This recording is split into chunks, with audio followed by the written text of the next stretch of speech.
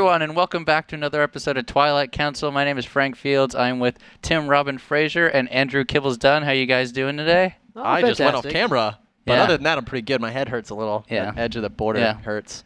Wow. So we had a lot of. That was pretty lame. Okay. There was a lot that went on this week. A ton of roster changes. Among them were Supernova, Gonzi, Symbol, and Boom Boom going to Isubu. There was Killer going to Clarity Gaming. That's actually looking pretty strong. Yu-Gi-Oh! And today Sage was announced to go to Root Gaming. That one was kind of random. Yeah, just and a little bit. Morrow going to Western Wolves. That's going to top off their roster really well. There were rumors at Naniwa, but they got another suite instead. FXO, Serious Whale, and ASD all retired, and that was a little like, maybe there was something going with FXO. MTW actually closed their doors after 15 years, which is pretty crazy.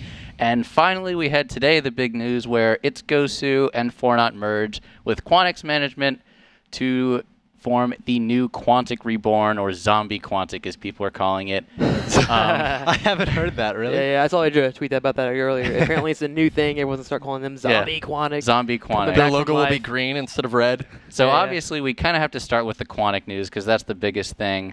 Quantic now, Mark Faraz is involved. He's behind it. Andrew, what do you think about Mark Faraz starting up Quantic again? Well, Quantic's back together, guys, and, Mark's heading it up. So he had a really interesting quote that pitches on his esports model. I'd like to take a look at it. There has to be some recognition for the facts that there's like one or two teams that are really making money, he says. I think the fans need to take some ownership in that, too. They need to realize that this thing that I love, this enjoyment that I'm getting from this entertainment value, costs a lot of money to produce. Somebody's got to pay for that. And I don't know that we've really come to that realization yet. Of course, talking about the audience. People even talk about, he continues, evil geniuses. All the time, they're like rolling in cash. But honestly, they're just a marketing company that gives all their profits back to esports instead of taking it home every year. December 4th, 2012, this was from the Star Nation interview. And, well, now Quantic's back together, and you got to look at how Mark might approach things differently. But this does concern me a little bit because, one, it is not the consumer's response. This is a huge flaw in the way I think that maybe Mark ran the first Quantic. It is not the consumer's responsibility, guys, to produce content that is worth paying for. This is the responsibility of the producer of content or goods. If you make cars, they need to be good enough that people want to buy them. And Mark obviously has somewhat of a standpoint that he feels that esports audiences should feel compelled to donate money. Throw money, essentially. Yeah. And it's more creativity and more innovation that this industry needs in order to create a sustainable business model, not guilt-tripping the viewers. Yeah, I think it's worth pointing out that he's not actually the CEO or the COO this time around, just kind of the founder advisor role, so we'll see exactly on how that pans out. Obviously, they have a pretty experienced general manager, Fujikura, who used to be, I think, on both Check 6 and on It's Gosu, and players seem to like him a lot, so we'll see how that goes. Yeah, Fujikura's a great guy. I do want to say, though, one thing that Mark did mention in the beginning of that interview is that there's no business plan for esports. There's no book on how to do it right.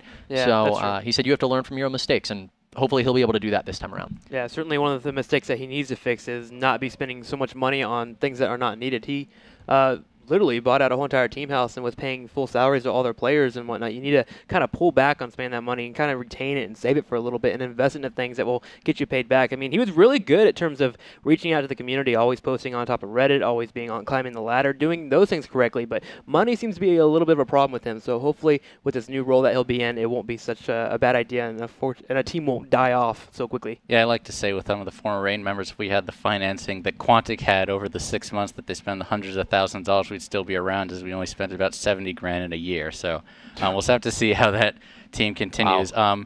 The other big thing is Isubu now. They look like they probably have one of the best rosters in the world, if not, the best roster. Yeah. A lot of these players at their peaks were among the strongest players in the world.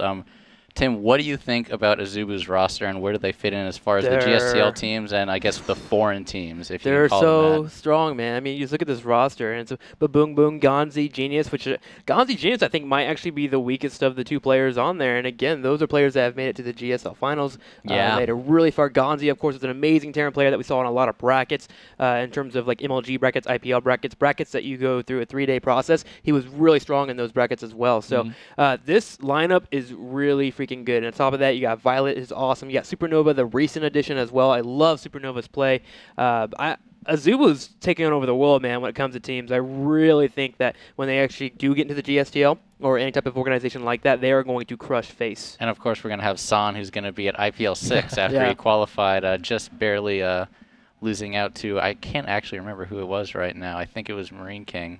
Or no, it was Dongregu, excuse me. Yeah, oh, yeah, that's who it was. I was like, no, I know it was a Zerg, but I was thinking it was Scarlet. You're right, it was Dongregu. So, you know, he's going to be there and going to be pretty crazy. Yeah, it's a pretty powerful Symbol, roster. dude. Symbol is on that team, too. Yeah, I mean, come on. It's such a stacked roster. Anyone saying it's not is a fool. I'll yeah, call you a fool. The last of the TSL members basically getting their team. It's only Bolt now who's left, who's teamless. Yeah. The one last thing I want to talk about is Clarity Gaming now with Killer. They're actually going to be in IPTL, and they're actually seated pretty high. That bracket is already public. It's on Wikipedia if you want to look for it.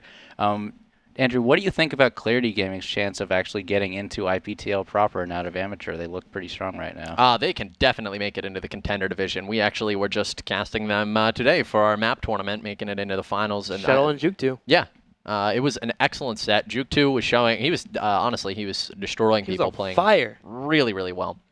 But honestly, Clarity, they have brought themselves a pretty nice roster together. I'm excited to see what they can manage to pull together. You know, Isubu is, of course, jumping into the scene as well. I don't know that there's going to be quite room for them in the Premier Division.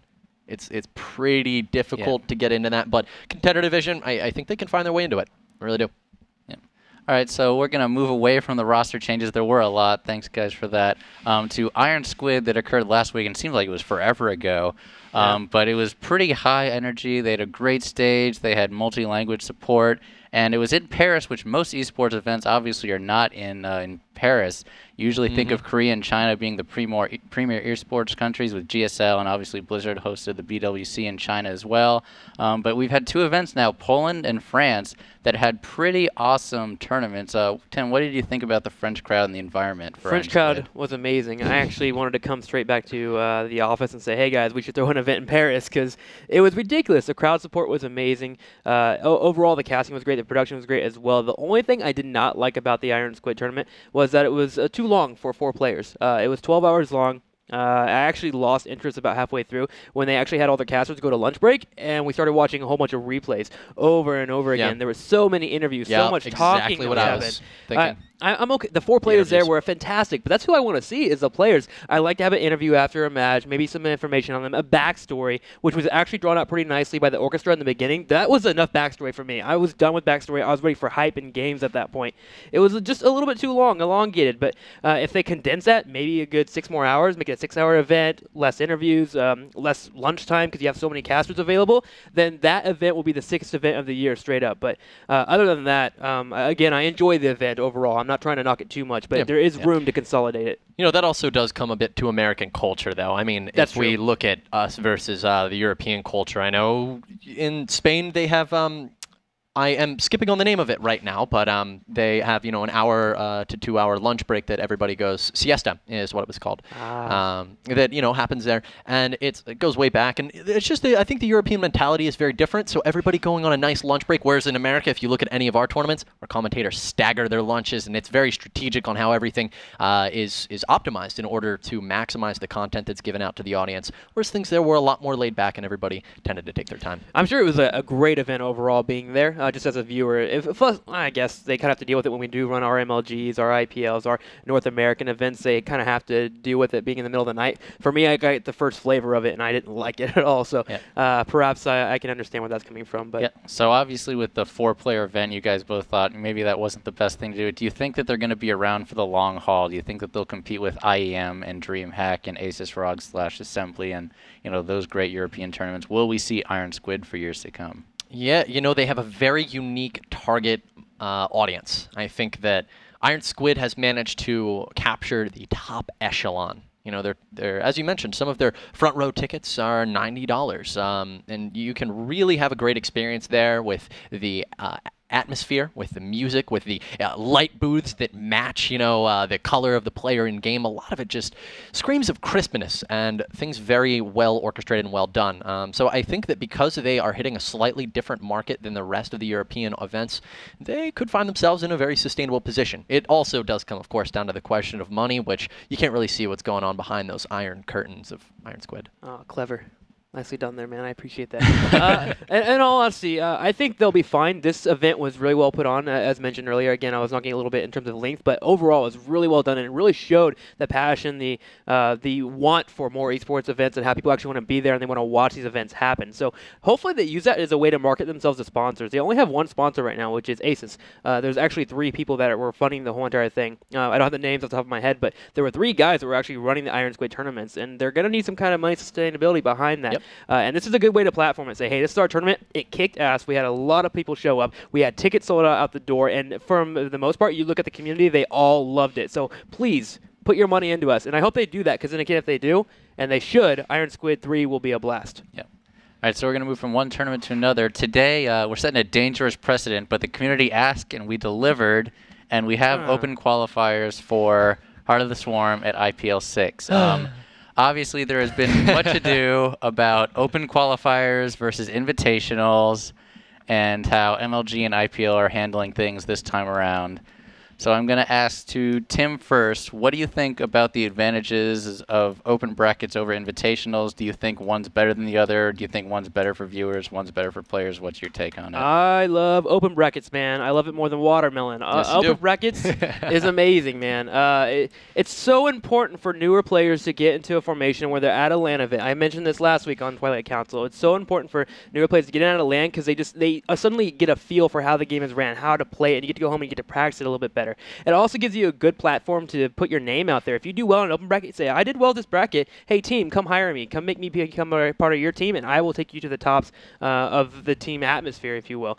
Open brackets are needed, and MLG, again, missing out on the opportunity, decided that they can't go that route because of something that was happening with Blizzard servers or something. Yep. I was reading a little bit on their threads. They couldn't actually get it done online because they were going to do an open bracket online, but unfortunately it couldn't happen.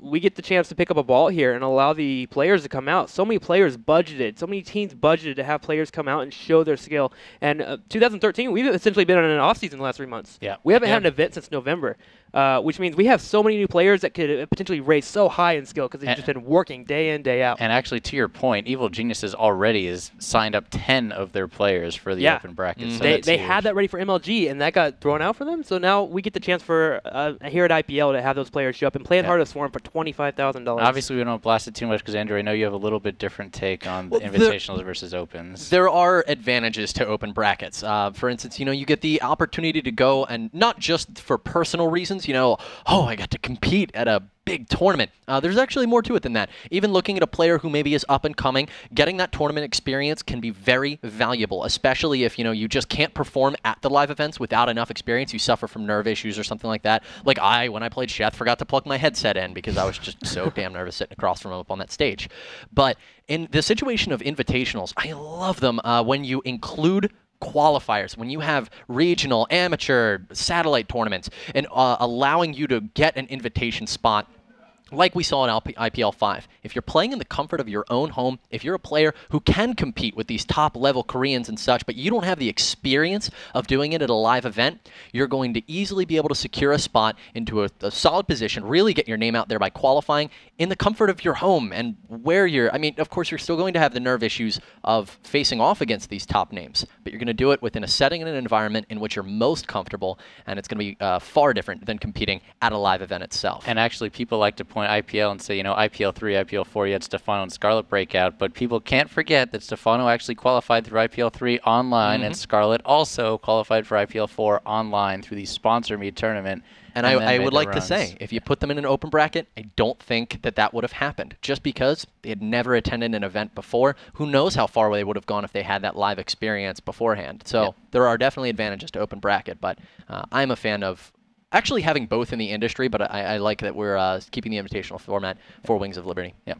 All right, so moving on, another IPL event coming next week is the IPL DICE Showdown. A little bit of news that Violet was having some visa issues and not actually able to attend the tournament. So he's being replaced with who we had at the IPL Fight Club at Hot Important Nights, Illusion, is going to be taking his place, which gives us the 4-player lineup of Grubby, Illusion, Lucifron, and Scarlet. Tim, who are you looking forward to? Who you got? Who's the favorite? Well, all the players are awesome, man. I mean, they're all foreigners, if you will. And when it comes to all foreigners and who you love the most, and if you can't choose, the rule that's unwritten is that you go for Grubby, man. Grubby is who you pick rule. because he presents himself so darn well, and he's always getting better every tournament he goes to. And this was one that there won't be any Koreans against who he normally loses to. So I'm going to pick Grubby, and especially... It's so hard to pick. There's also the 2 Terrans now there because there's Illusion and, of course, Lucifron. Yeah. So now there's 2 Terrans, so we have a chance for 2 Terrans to make it to the finals. I think I'm going to have to pick Grubby because that's the Grubby rule. But if I had to pick one because I'm not going with the Grubby rule, I think I would actually have to pick Scarlet, believe it or not. So there's a funny story about that. Grubby was casting his own invitational, and then he ended up winning the thing because eventually he was planning just casting it, and he couldn't because he ended up actually winning his own tournament. So things happen. Andrew, who do you think is going to do well, and what are you looking forward to? By the way, I mean, I love the Grubby rule because you're then rooting for a person, who refuses to play any games except StarCraft 2. He actually told me, I was like, oh, what other games? I don't play anything else, but I live vicariously through my wife. I've got her. He's playing Left 4 Dead and things like that.